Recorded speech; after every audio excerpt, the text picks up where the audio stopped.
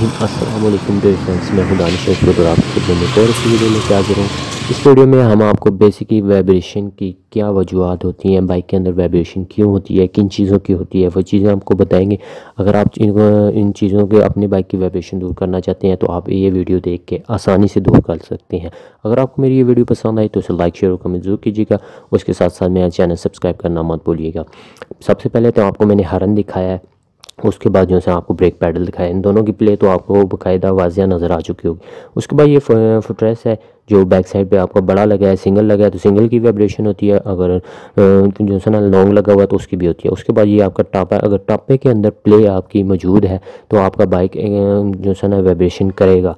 कुछ चीज़ें ये छोटी छोटी चीज़ें मिल के ही तो वाइब्रेशन बड़ी बनती हैं। अगर आप ये चीज़ें दूर करेंगे आपके बाइक की वाइब्रेशन और साउंड में काफ़ी इम्प्रूवमेंट आएगा। उसके बाद आपको मैं और तीन चीज़ें बताता हूँ। उसके बाद आपको मैं जो है ना आपको ये बेसिकली इंजन दिखा रहा हूँ और इसमें चीज़ें आपको बताऊँगा, समझाने की कोशिश करूँगा।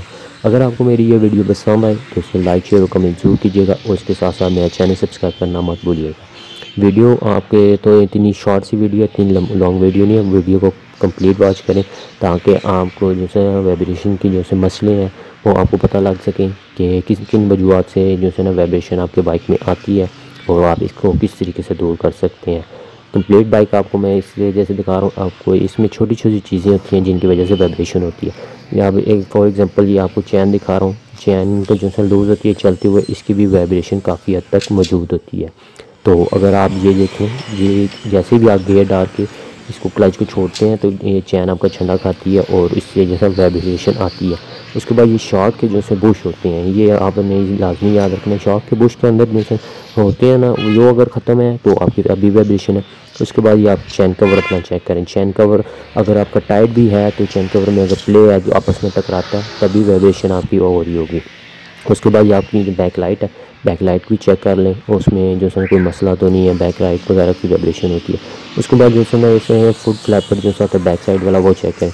एक्सल जो होता है सेंटर एक्सल, आपने इसका नट जो है ना हर दफ़ा आप ट्यूनिंग के साथ लाजमी चेक किया करें।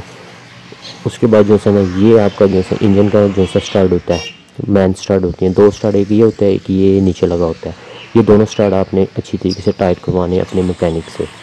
तो उसके बाद जो है ना आप इंजन के काबले जितने भी हैं ना वो भी आप लाजमी चेक कराया करें। हैंडल के काबले, ये किक होगी, किक के काबले सबसे मैन वाइब्रेशन आती है इस चीज़ की, इसको कहते हैं सलांसर हाकी। ये जो है ना वाइब्रेशन में मैन का दार इसका होता है, अगर ये आप उतार दें तो ज़्यादा बेहतर है। उसके बाद मुफ्त फ्लैपर होते हैं वो जो है ना अगली पीछे जिनको दुमचियाँ भी कहा जाता है।